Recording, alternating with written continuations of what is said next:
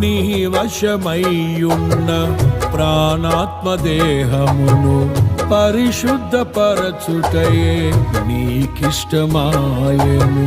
పలు వేదనలలో నీతో నడిపించి తలవంచని తెగువ నీలో కలిగించి మదిలో నిలిచావు, మమతను పంచావు.